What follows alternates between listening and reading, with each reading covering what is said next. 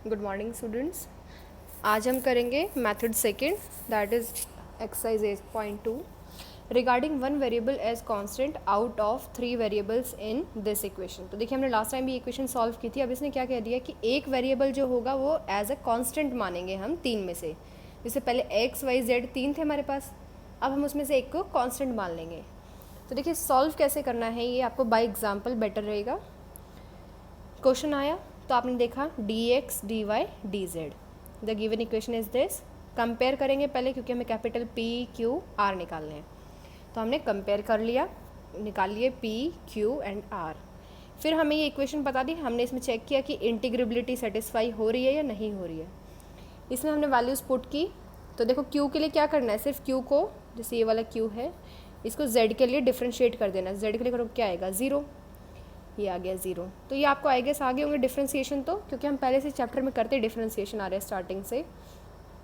Equals to zero आ गया, तो हमें इक्वल्स टू ज़ीरो ही चाहिए था इक्वेशन में। तो ये अगर इक्वल्स टू ज़ीरो आ जाता ना, हम क्या कहते थे कि हमारी जो कंडीशन है वो क्या हो रही है, सेटिस्फाई हो रही है किसकी, इंटीग्रेबिलिटी की। फिर हमने आगे क्या कह दिया है कि एक्स को, क्योंकि अब ये जो मेथड है ये क्या कहता है किसी भी एक वेरिएबल को कांस्टेंट मानना है। तो मैंने क्या किया, एक्स को कांस्टेंट मान लिया। अगर एक्स कांस्टेंट है इसका मतलब डी एक्स क्या हो जाएगा, ज़ीरो, क्योंकि आप इसको क्या करोगे, डिफ्रेंशिएट करोगे। तो x is equals to some constant c मान लो। इसको डिफ्रेंशिएशन करते हैं, differentiating on both side, that will become dx is equals to zero, क्योंकि कांस्टेंट का डिफ्रेंशिएशन इज ज़ीरो। तो dx ज़ीरो आ गया।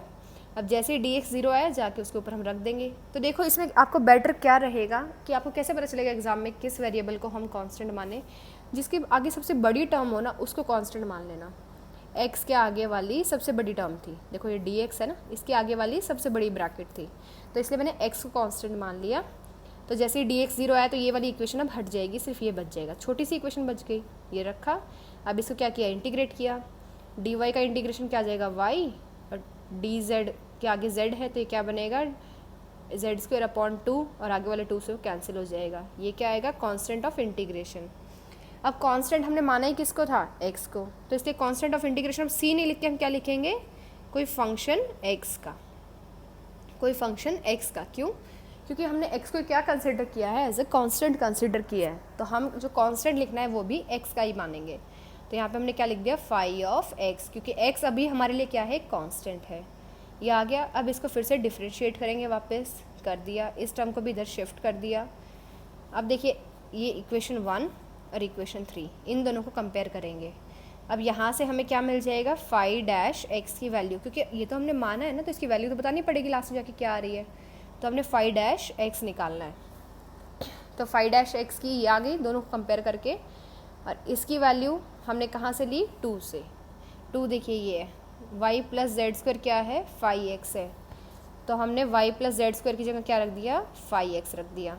फिर इसमें क्या किया है, फाई डैश का मतलब क्या होता है, D phi by D X, वो रख दिया। इक्वेशन सॉल्व की, तो ये इक्वेशन कैसी दिख रही है, लीनियर। लीनियर के लिए मैंने आपको बताया था पहले भी चैप्टर्स में कैसे सॉल्व करनी है, तो सिमिलरली हम वैसे सॉल्व कर रहे हैं। इंटीग्रेटिंग फैक्टर निकाला है, इंटीग्रेटिंग फैक्टर निकालने के बाद ये सॉल्यूशन आ गया है। तो इसमें सिर्फ हमें एक काम क्या एक्स्ट्रा करना है कि हमें कोई भी एक वेरिएबल को कांस्टेंट मानना है। और किसको मानोगे, जिसकी भी ब्रैकेट आपको बड़ी दिखती है उसको मान लेना, ताकि आपकी जो क्वेश्चन है वो छोटा बन जाएगा थोड़ा। फिर देखिए आगे इसी में जैसे एग्जाम्पल 2 भी है, इसमें पी क्यू आर आ गए। इक्वेशन चेक करिए क्या ये इक्वल्स टू ज़ीरो आ रही है या नहीं आ रही है। अगर ज़ीरो आ गई दैट मीन्स इंटीग्रेबिलिटी की कंडीशन सेटिस्फाई हो रही है, वरना नहीं हो रही है। अब देखो इसने किसको माना है, z को कांस्टेंट मान लिया। क्यों मान लिया, देखो सबसे बड़ी ब्रैकेट किसके आगे है, z के आगे है, इसलिए मान लिया। तो एग्जाम में जिसके आगे सबसे बड़ी ब्रैकेट हो उसको क्या मान लेंगे, कांस्टेंट मान लेंगे हम। ये कांस्टेंट आ गया। फिर dz क्या बन गया, ज़ीरो, इक्वेशन में रखा, वहाँ से सॉल्व किया। फिर वही काम करना है बिल्कुल सेम जैसे अभी पहले वाले में क्वेश्चन में किया था। तो ये बिल्कुल छोटा सा ही आपका मैथड है, इसके बेस्ड 10 क्वेश्चन है, ये आप ट्राई करें, कोई डाउट आता है तो आप मुझे बता दें।